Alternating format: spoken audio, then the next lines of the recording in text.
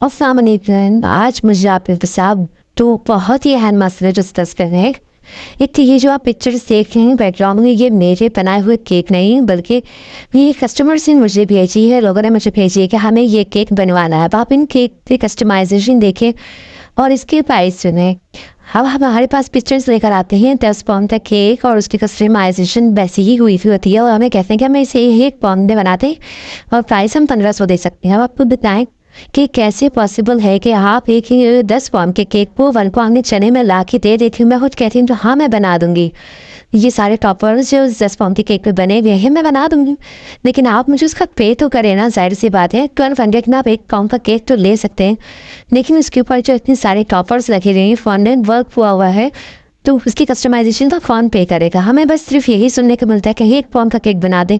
Picture आप दिखा रहे हैं 5 पाउंड के केक की और 10-10 हज़ार 9-9 हज़ार रुपये पैसे उसमें लिखे हुए नीचे के केक के प्राइस 9,000 8,000 7,000। फिर आप हमें कहते हैं कि इसे 1 पाउंड में बना दें और प्राइस हमारा इतना नहीं दे सकते। मैं 1200 पर पाउंड केक बनाती हूँ और कोई केक पे जब बहुत ज़्यादा टॉपर्स लगे होते हैं तो मैं से कहती हूँ कि एटलीस्ट हमें आप 1000 रुपीज़ 1200 रुपीज़ केक की कस्टमाइजेशन का तो पे करें ना। ये सुनने के बाद सब गायब हो जाते हैं। अच्छा हम 2 तारीख को बताएंगे, अच्छा हम 9 तारीख को बताएंगे, मतलब वो चले जाते हैं केक के प्राइस सुन के। देखिए ऐसा पॉसिबल ही नहीं है कि एक बंदा आपके साथ इतना कॉपरेट कर रहा है, आपको इतनी कम और छोटे केक के ऊपर इतनी ज़्यादा कस्टमाइजेशन करके दे रहे हैं, तो आप इसका कॉपरेट करें, उस पर थोड़ा तो पे करें उसकी मेहनत का। ये फॉन्डेंट के कितनी आसानी से नहीं बन जाते हैं। फॉन्डेंट के टॉपर्स को बनाने में हमें 3-3 4-4 घंटे लगते हैं। इतना आसान नहीं जितना आप लोगों को लग रहा होता है कि 1 पाउंड का केक हो इतना महंगा, 1 पाउंड का केक इतना महंगा। थोड़ा सा इंसाफ आप लोग भी किया करें कि जब एक बंदा आपको 1 पाउंड का केक या फिर इतनी अच्छी हैवी कस्टमाइजेशन के साथ बना के दे रहा है, तो आप उसको उसकी मेहनत का थोड़ा सा तो पे करें ना। कि आप लोगों को सस्ते केक बनाने वाले बहुत मिल जाएंगे, क्योंकि बहुत सारे बिगनर्स होते हैं वो प्रैक्टिस के लिए आपको कम प्राइस में केक बना देते हैं रेट टू रेट, लेकिन उनको प्रैक्टिस करनी होती है, उन्हें हाथ इतना साफ़ करना होता है। मैं यहाँ पे किसी के केक के ऊपर प्रैक्टिस नहीं करती। मैंने पूरा 1 साल अपने ज़ाती फ़र्श के ऊपर मैंने केक पे प्रैक्टिस की है। मैं सारे केक खुद बनाती थी और उसका सारा खर्चा मैं खुद उठाती थी। मैं कभी किसी कस्टमर के केक के ऊपर मैंने अपने हाथों की प्रैक्टिस नहीं की।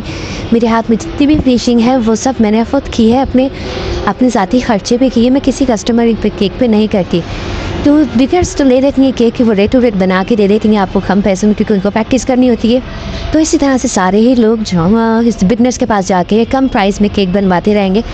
तो जो लोग सालों से मेहनत करके इस स्टेज पर आए हैं कि वो मेहनत का जायज़ मुनाफा ले सकें, तो आप लोग इस तरह से बिहेव करते हैं उनके साथ कि बाज़ का तो मेरा दिल चाहता है कि मैं काम ही छोड़ दूँ, मैं करूँ ही ना। मैंने जितनी इन्वेस्टमेंट किए, हज़ारों रुपए के मैंने इन्वेस्टमेंट कर चुकी हूँ, इतने सारे मैंने मोल्स कटर और पता नहीं क्या कुछ बेकिंग का सामान होता है ना, मैं आपको उसके नाम भी गिनवाऊंगी तो आप कहेंगे कि क्या क्या कुछ होता है इन बेकिंग की चीज़ों को यूज़ करने के लिए, कस्टमाइज़ केक को बनाने के लिए। थोड़ा सा आपने ख्याल किया करें। अब आपको लगता है कि आपका बजट नहीं है तो आप इतने हैवी कस्टमाइजेशन वाले केक बनाने का सोचा भी ना करें, या फिर आप डायरेक्ट सिर्फ उन बिगनर्स के पास ही जाया करें जो कम प्राइस में आपके केक के ऊपर हाथ साफ करके दे दें।